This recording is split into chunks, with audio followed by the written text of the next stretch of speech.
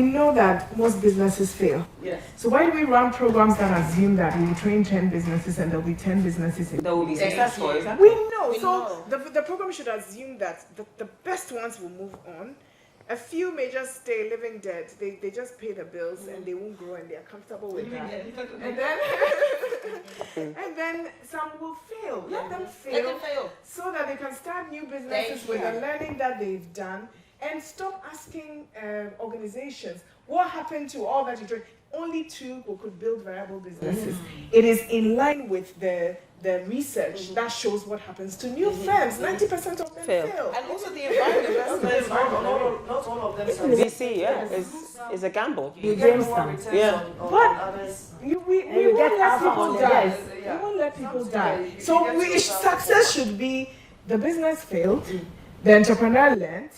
They learned they are not an entrepreneur, they went and got a job. Or they learned they still want to be entrepreneurs, so they started business number 2 with all this learning, and life is good. It's okay. And the funder should be happy for you to report that, instead of saying that I want to see 10 businesses in 5 years because I gave you money for 10 businesses. Yeah. And you know, the point you made about the person failed and went back into the workplace is so important, because entrepreneurial skills are some of the most important skills an entrepreneur can have.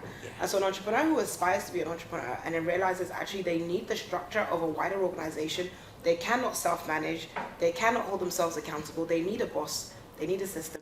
Or they don't have a good idea yet. Yes. So exactly, but they now understand the challenges of the leader, they become a better employee. Yeah. So actually, in fact, you are outputting quality, and that is indirectly, yeah. Indirect and indirect is the route to success. Right. You fail here, you'll succeed somewhere else. You need to fail more to succeed wherever you're trying to succeed. Yeah.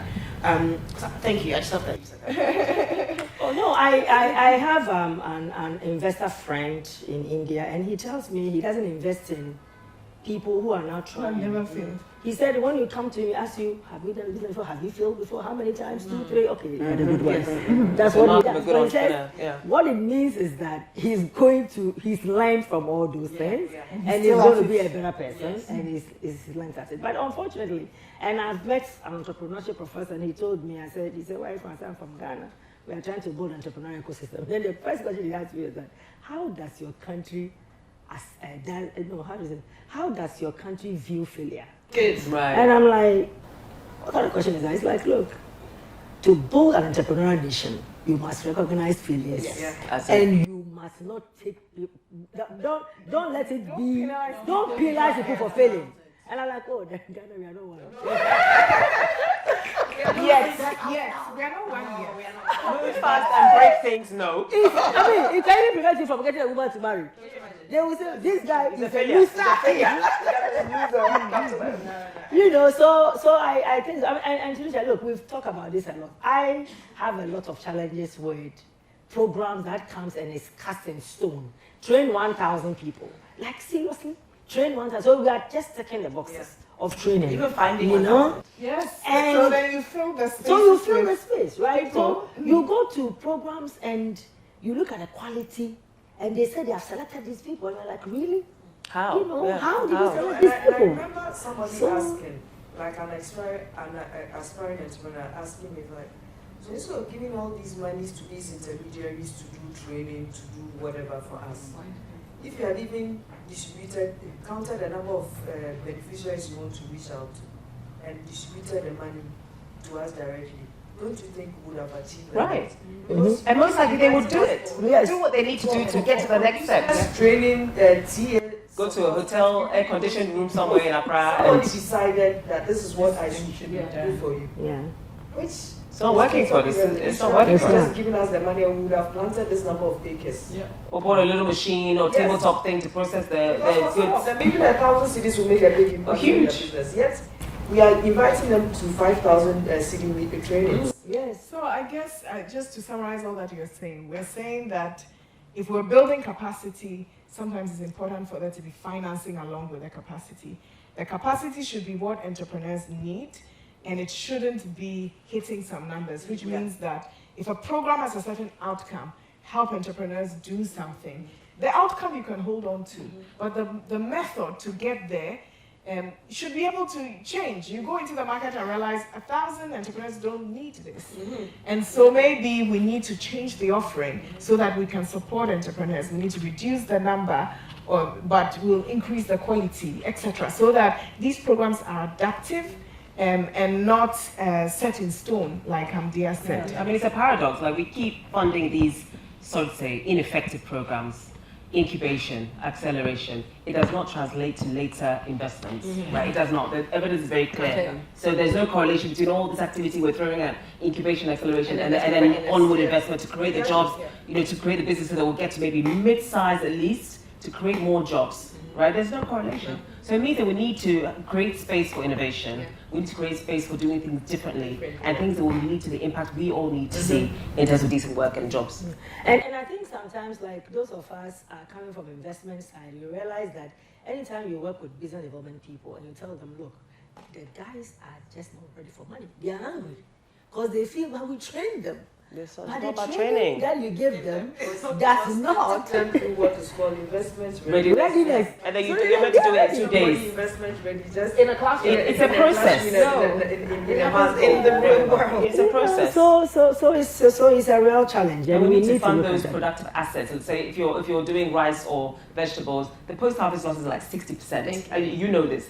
How do we get more productive assets in the system through these catalytic investments, right? Yeah. More mills, more machines, more technical training to show them how to use to reduce their. These are the things that we need in the country, right? In the region, generally speaking. But you find someone saying as a funder, oh, we don't do this, we don't do assets, we can't fund this, we can't fund that. Fund them. So that's what why we need. That's why I keep saying that we need to mobilize capital locally. So they need For our me, ways. I say that, look, you don't expect anybody to come and give you money to make you better. No, we have money here. Bring the money out. Because, you see, and that's what I like what you said about catalytic. Look, catalytic capital is not enough. We need to use catalytic capital to unlock. How did we even invent impact investing? Because we realized that you need the philanthropy alone is not going to help people. We need to add more business thinking and sustainability to it to make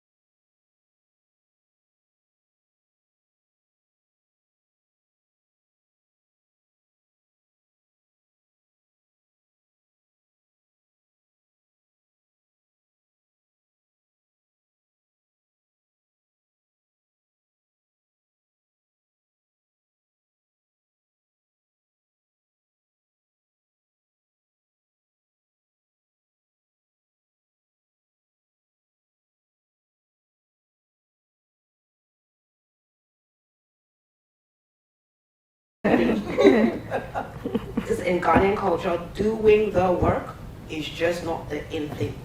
There are some people who love to do the work, but if you're going to open up, like for example, an angel investing organization in Ghana, you've got to prepare to do the work, and too many people aren't interested in doing the work. You can't even run a turnkey. I mean, I know someone that runs a huge angel investing firm, and I was just talking to her like literally 2 days ago, and I was saying, why don't you do a turnkey like subsidiary or franchise of your angel investing firm in Ghana? And she said, and then who will turn the key? Who will turn it? Who will turn it? She was like, who will work? Yeah. Who will turn up? Who will make sure the investors' money is looked after? Who will go to the investor to give them feedback? So the reason that it's not happening often enough is because who actually is willing to sit there and say, I will go through the trouble getting all these angel investors to bring their money, bring it in, and I'll look after them emotionally, financially, literally, I'll make sure all the paperwork and everything is sorted out. People don't want to do it. That is a major reason why we don't have it in Ghana. Now, it's not like that everywhere. So, for example, she has organizations all over the continent, but in Ghana she struggles. And so to fund Ghanaian companies, she's back on the plane, right? But everywhere else she can do it from next door, she can do it from here, she can even call meetings of people to come and do it. So I think yes, there's money at home, but it's that whole capacity building thing, right? Where is the training, support, and onboarding ecosystem for angel investors? So we just started rolling out training for angel investors and angel investing networks. Yeah. Maybe. So I wanted to say that there are people to turn the key. There are now working at it. It's good because the Ghana Angel Investor Network has been revamped as the apex body of angel investing in Ghana. Mm-hmm. We have the Ladies Angel Network. We have the Accra Angel Network. Mm-hmm. The Ladies Angel Network is focused on gender financing. And as part of growing the ecosystem and building the people to turn the key, we're actually rolling out resources, training emerging angels. So our goal is, in some months or a year to come, there should be emerging angels that are willing and can run a network. They know what it means to have an angel network, what it means to bring different angels together to do a deal, what it means to actually source a deal and then look at, is this deal a good fit? So if you have an interest, you're out there, you have an interest, you want to start an angel network, the resources are here. Reach out to us, we will help you. So in the same way, if you're a business, female-led, youth-led, and male-led, and you have the right ability to engage an investor, even if you need help, but you are doing a business worth the time of an investor, reach out to us. We will walk you through the journey and see how best we can help you. We'll turn the key. And I think, and this is what I just really think it works. It's like acknowledging where we are today, right? Because there are gaps. There are gaps, but look at that. But look how much closer we are. There's so much progress. A lot of progress. Just sitting around this little table and there's so much progress. And I think that you see, the issue with investing is that it's very networked, right? Investment is about networks. So you see some people want to do things. They come to Ghana, they don't look for the right people. So, because they tend to rely on their network. Maybe your network, that's who they know, right? And their network also doesn't know other things. Gain has been there since like 2012, right? Accra Angel is about 5 years. Lady Angel is about 6 years. Lady Angel Network was founded by America.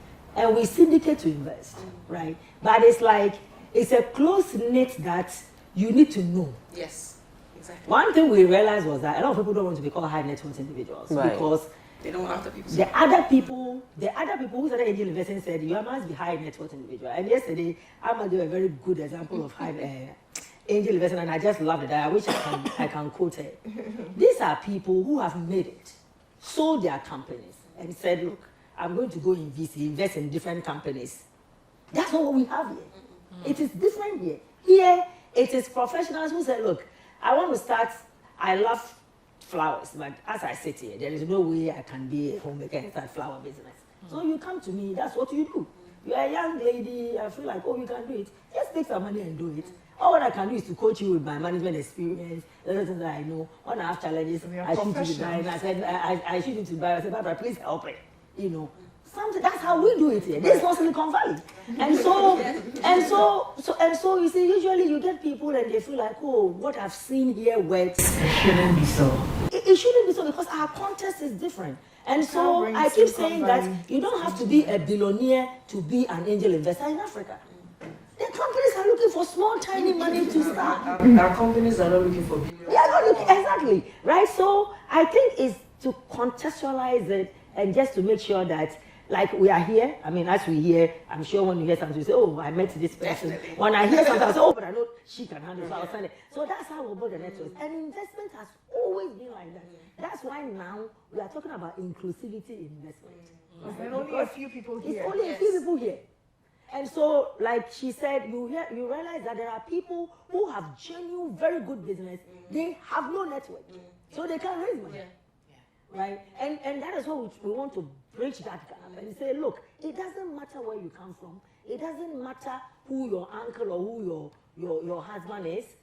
Insofar as you have a good business and it makes sense, come and we will help you. So make sure it makes sense. And so the key here is that that's what we start. Yeah. So we have to make sure that it makes sense. And when it makes sense, when you guys come in and it makes sense, we would invest. But it is just that, sometimes people, look, I've met people and I'm amazed at what they do, and they haven't been able to get a cent from anyone. It's because of your network. You see, and we need to build that, and we need to be intentional about that. And I think Deal South Africa is very intentional about that, you know, and GAIN is being very intentional about that. And we are not saying angel networks because you syndicate. Usually it's a group of people, you know each other and all that. So let's create more angel networks. Exactly. So Every church should have an angel network. Every you can old create angel students network association. Every village should have the diaspora in that village in an angel network. And the amounts are not huge. And you can syndicate, so it reduces the risk. Entrepreneurs looking for $10,000. If 20 of us put in, 150,000, what we can afford to lose, then it's not such a big deal because we know that no matter how hard the entrepreneur works, they can succeed or they can fail. And so we need to enter it with that perspective. We try and minimize our risk, but we know we have this disposable income and we are not in it. This is not our retirement savings and our whole life rests on it because you don't do angel investing like that. Exactly. So we need to work a lot more and really open up and have these kinds of conversations and let people hear. And no, because a lot of people don't have those kind of networks. So they don't hear. Exactly. I mean, they don't hear what's happening. But things are happening. And we are doing this in Ghana, well, in a very small way. But we're building and we're growing and we need to support these companies. Otherwise, I don't know. I mean, I was interviewed and I told them that, look, the problem, the challenge we have is that we're going to have the youth boom. In the next 20-something years, we're already there. And I mean, what are we going to do? Are we always going to sit here and see our children crossing the Sahara Desert, cross over, use some ship and cross over to Italy and become, refugees, and every day on television, that's all you see. And that's a depiction of Africa that is seen, right? We can create solutions here that our people will not feel so hopeless and say, I finish a degree, I don't have a job, let me go to London and go and clean.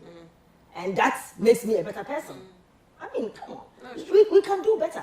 And so I think when we all try to, and one person cannot do it all, right? So working together and collaboration is very key, how to collaborate and ensure that everybody is holding a piece of it. And together, when we piece it, then we get a cloth, right? So I think we'll get there, but then it's just a matter of how we collaborate and how I recognize the work we are doing and say, look, what you are doing is very, very important, is key, you must do it. And I tell Ama, what you are doing is very, very important, do it. This is what I can also do. And together, all the pieces are important. And then everybody's role is important. In this ecosystem, you cannot underestimate anybody's role. Yeah, you can.